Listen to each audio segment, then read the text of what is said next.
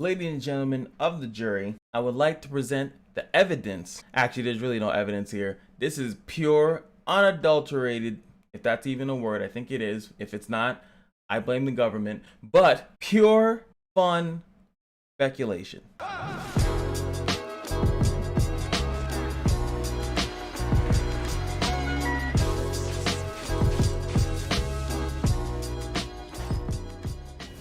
What's going on, guys? It's your boy Cash, and today's video is basically a conspiracy theory based on 0% facts, and it's 100% MFO. I remember I heard in FG3000's video that he would like Valentina got wet fog, and if you guys don't know, I mean, if you don't know what wet fog is, I mean, where the fuck have you been in Exos Heroes? Now, wet fog is obviously Iris's ability. It allows her to, as you can see there, removes the barriers. When an enemy barrier pretty much pops up once per round, they remove the barrier, then she puts a really sick nasty defense break on you. Really cool meta breaking unit. Now the only issue that I have is that this is an ability that's already on Iris. So the next gold fake core, like I said in my other conspiracy theory, the login screens conspiracy theory, as you guys know, which has been so far proven, it's not really proven correctly, but what it means is that they will not change the login screen immediately after putting it up because it costs money to design it. It takes a long time to make it and make it animate and all the other good stuff. So the odds of them actually just removing that instantaneously within like 2 weeks is very low. They want to sit there, have you dwell on Iris and make you really like, oh man, like Xeon was there for a long time, then Rara was on it for a long time, then now Iris is on it. They usually switch it for a while, so they're gonna let Iris rock out for a little bit, and then as soon as you let your guard down, Valentina comes in. So right now, as we just got Yao, right, and we are very likely, in my opinion, the next one we're gonna get is Bernadette, and then after Bernadette should be Valentina. There is a slight chance that they might actually just drop Valentina next, but it just seems like you would I don't know, it would just seem weird, because they're gonna drop all that stuff and then they're somewhat immediately gonna be going into the next chapter, next season into the game. So what I wanted to do is, not that this is gonna be a review, obviously when Valentina drops we're gonna actually review her, but I wanted to have a fun short video pretty much on what you guys think she's actually gonna get. Do you think, well, I mean, first you can just be like, you can just agree with FG, and he's not the only person. A couple people in my comment sections have also said I think that she's going to just get wet fog. But if they do that, I'm on the grounds of possibly quitting the game. I definitely don't want characters. I understand the unique passive thing, like each character within this like sect or whatever have the same passive. Like all the First Guardians have the same passive plus this. All the Summerfest have the passive plus this. The Awakening have the same passive plus this.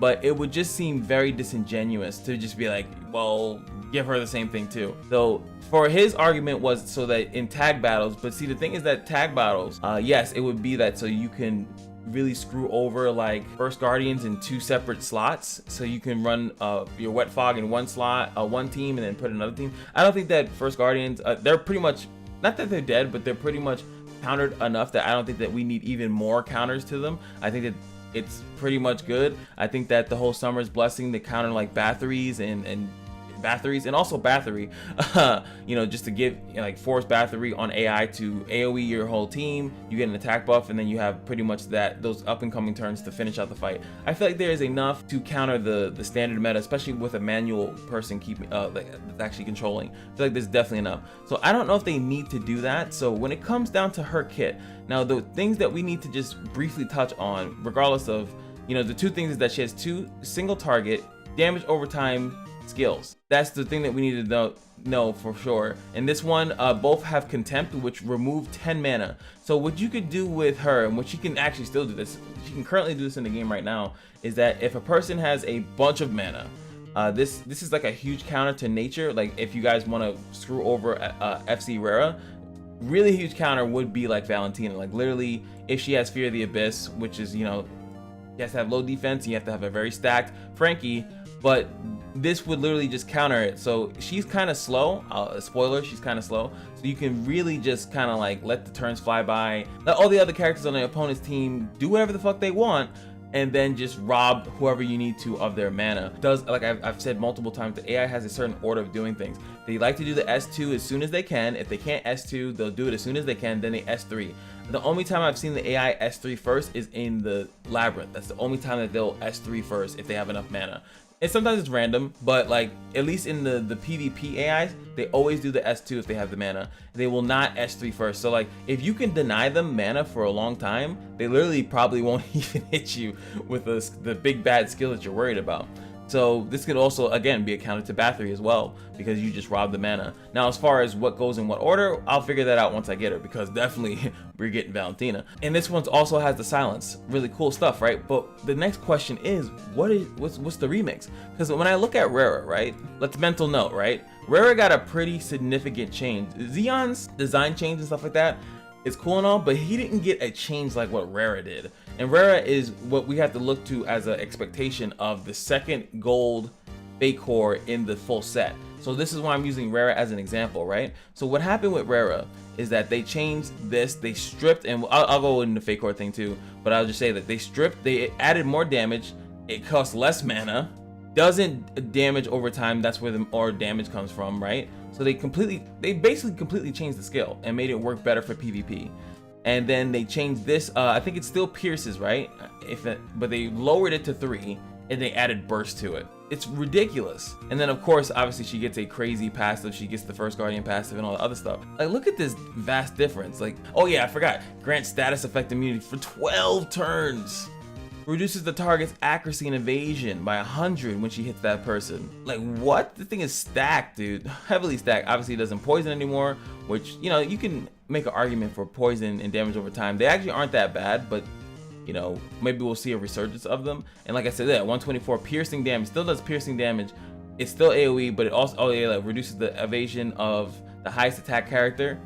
Now it's burst. Like this character is dramatically different, and the biggest thing that makes her strong, like not even this dragon blood stuff, I'm just gonna wait until it scrolls down, it's the guardian star, getting free attack speed and getting increased accuracy, so she's very unlikely to miss. I feel like if that is the case, I think for Valentina they might do something that messes with immunity. I think that my guess is that she's going to be able to strip immunity possibly from PvE, and then when I'm saying also immunity is like marks. I think that the way that they form marks in the game is that like it's like a passive, and I think that she might interact with it in some way.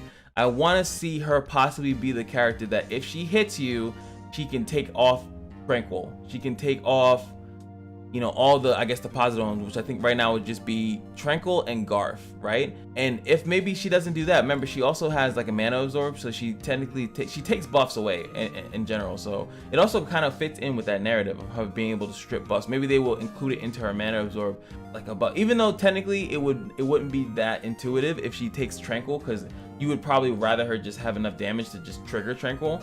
But maybe it still works out, because then you can steal it, or will they give her AoE? That's another option that they might go with, to turn one of these skills into an AoE skill. But they could potentially do that, like give her some type of skill, give her the same thing, like something that gives her attack speed to make her go first. In Knights Chronicles they did that a lot. If they wanted a character to specifically go first and with no investment at all, they would just give them a passive that says, hey, you go first. Or they would do it sometimes where it was RNG that you can go first.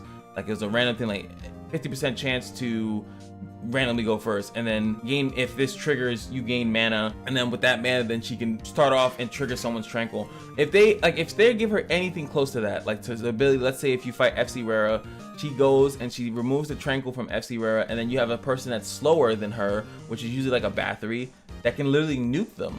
That would actually work. I really think that that's kind of what they're gonna do. I think that she's gonna be able to remove marks, and then eventually down the line they're gonna have a character that removes marks from your team, like they can heal them off of you.